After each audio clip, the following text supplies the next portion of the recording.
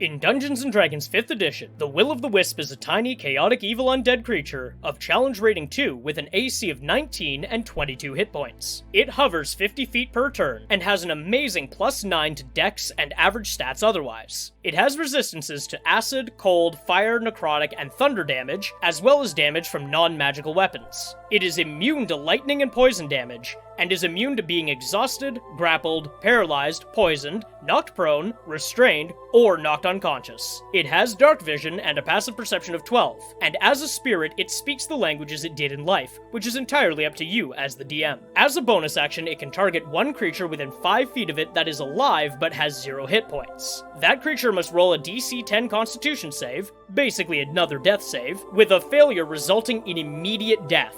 A creature dying in such a way heals the Will of the Wisp 10 hit points. With its incorporeal movement trait, it can move straight through objects and players, treating them as rough terrain, allowing it to erratically move around the battlefield. If it ends its turn inside an object or person, it's dealt 1d10 force damage. It can also use its action to either turn invisible or shock a target with a melee spell attack that deals 2d8 lightning damage. The Will of the Wisp is not that dangerous on its own, even to a low-level party. It is, however, an annoyance due to its high AC, amazing dex save, and enough hit points to take a couple of hits before going down. Having a lot of them attack a low-level party might lead to actual deaths or TPKs, so be wary in throwing too many of them at your low-level PCs. As a DM, for a low-level party, I would have them run into a few of these creatures in a swamp or a bog. Having a few of them makes it dangerous, but remember, don't throw too many at your players because they will get overwhelmed. At higher levels, the Will of the Wisp is just a small annoyance, unless it gets paired with something else. As a DM, I prefer to use the Will of the Wisp as a complement to a larger, more deadly undead creature, treating them almost like scavengers trying to steal life essence from a larger predator. I would have them harry the party throughout the fight, and if any party members go down, have the Will of the Wisp try to kill them via their Consume Life bonus action. If using a multitude of them, I would separate them into 2 strike groups that alternate turning invisible. Group A of the Wisps would attack the party while Group B turns invisible and then moves to get into position to attack. In the next round of combat, Group B would attack from their invisible spots, and Group A would vanish, repeating this strategy until either they or the party lie dead.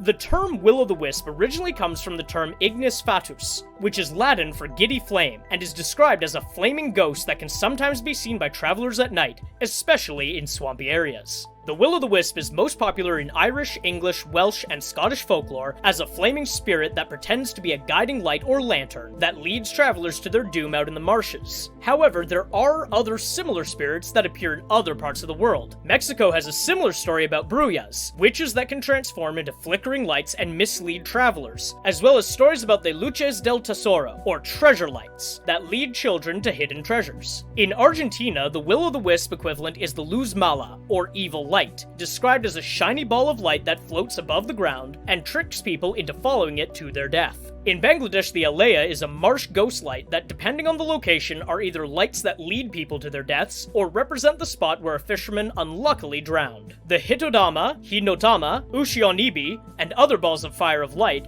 are often associated with demonic yokai in Japanese folklore, and the medieval Chinese Book of Dreams describes a massive glowing pearl appearing in the Jinkai Lake. In modern urban legends, ghost lights are typically attributed to ghost sightings and fairies. Scientists, however, believe that the sightings of these creatures in the ancient world were likely due to natural phenomena, like bioluminescence caused by the oxidation of phosphine, diphosphine, and methane, gases that are in ample supply in marshes and swamps. When comparing the multitude of myths to the D&D creature, we find a lot of similarities. Most myths that could be codified as a Will of the Wisp, or equivalent, talk about balls of light or flames associated with the dead and spirits. Most of the myths depict these as malicious or being related to bad omens, and like the D&D creature, they themselves are not particularly dangerous. Instead, they lead people into danger, and then reap the rewards left behind.